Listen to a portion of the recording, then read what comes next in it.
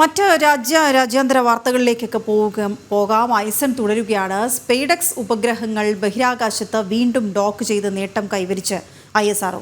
ഉപഗ്രഹങ്ങൾ തമ്മിലുള്ള ബന്ധം പുനഃസ്ഥാപിച്ചു. 15 മീറ്റർ അകലത്തിലായിരുന്നു രണ്ടാം ഘട്ട ഡോക്കിംഗ് സാധ്യമാക്കിയത്.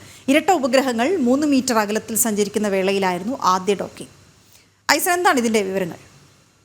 വീണ, തീർച്ചയായും ഈ ഡോക്കിംഗ് പരീക്ഷണം ഏറെ സങ്കീർണമായൊരു പരീക്ഷണമാണ്. ISROയെ സംബന്ധിച്ചിടത്തോളം ബഹിരാകാശത്ത് 2 ഉപഗ്രഹങ്ങൾ കൂട്ടിച്ചേർക്കുകയും വീണ്ടും വിഘടിപ്പിക്കുകയും ഇപ്പോൾ രണ്ടാമതും കൂട്ടിച്ചേർക്കുകയും ചെയ്തിരിക്കുന്നു എന്നതാണ്.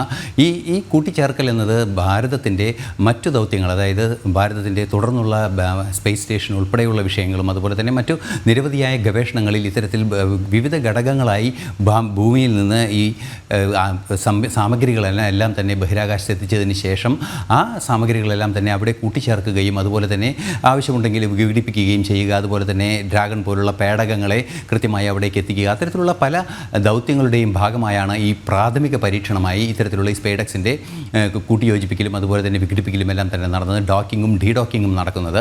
അത്തരത്തിൽ ഡോക്കിങ്ങും ഡീഡോക്കിങ്ങും നടക്കുന്ന ആ പ്രക്രിയയുടെ രണ്ടാം ഘട്ടമാണ് ഇപ്പോൾ നടന്നിരിക്കുന്നത്.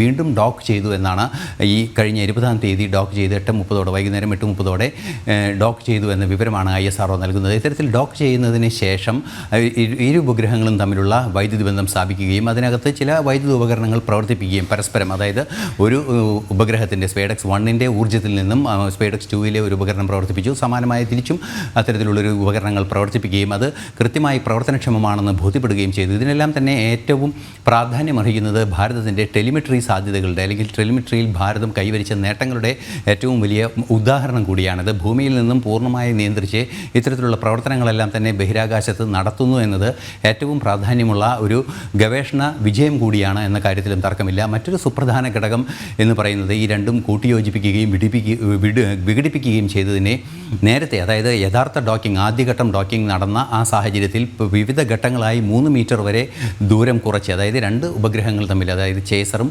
അതുപോലെ തന്നെ ടാർഗറ്റും തമ്മിലുള്ള 2 ഉപഗ്രഹങ്ങൾ തമ്മിലുള്ള അകലം 3 മീറ്ററിലേക്ക് താഴ്ത്തി ആ 3 മീറ്ററിൽ നിന്നാണ് ഡോക്കിംഗ് പ്രോസസ്സിലേക്ക് നീങ്ങിയതെങ്കിൽ ഇന്ന് അത് 15 മീറ്ററിൽ നിന്നാണ് ഡോക്കിംഗ് പ്രോസസ്സിലേക്ക് നീങ്ങിയത്. അത് കുറേ കൂടി കൃത്യതയാർന്ന നിയന്ത്രണ വിധേയമായ മാനുവറബിളായ ഒരു സംവിധാനത്തിലേക്ക് ഈ ഉപഗ്രഹങ്ങളെ കൊണ്ടുപോകാനായി എന്നതിൻ്റെ തെളിവ് കൂടിയാണ്. അത്തരത്തിൽ നിരവധിയായ പരീക്ഷണ നേട്ടങ്ങൾ കൂടി ഈ രണ്ടാം ഘട്ട ഡോക്കിങ്ങിൽ നമുക്ക് മനസ്സിലാക്കാൻ സാധിക്കുന്നുണ്ട്. അത്തരത്തിൽ വിവിധങ്ങളായ പരീക്ഷണ നിരീക്ഷണങ്ങളെല്ലാം തന്നെ തുടർന്നും നടക്കുകയാണ്. നമുക്കറിയാവുന്നതാണ്, സ്പേസ് സ്റ്റേഷൻ ഉൾപ്പെടെയുള്ള സംവിധാനങ്ങൾ ബഹിരാകാശത്ത് യോജിപ്പിക്കുമ്പോൾ അത് പെർഫെക്റ്റായി ചെയ്യുന്നതിന് വേണ്ടിയുള്ള തുടർ പ്രക്രിയകളാണ് ഇപ്പോൾ നടന്നുകൊണ്ടിരിക്കുന്നത്.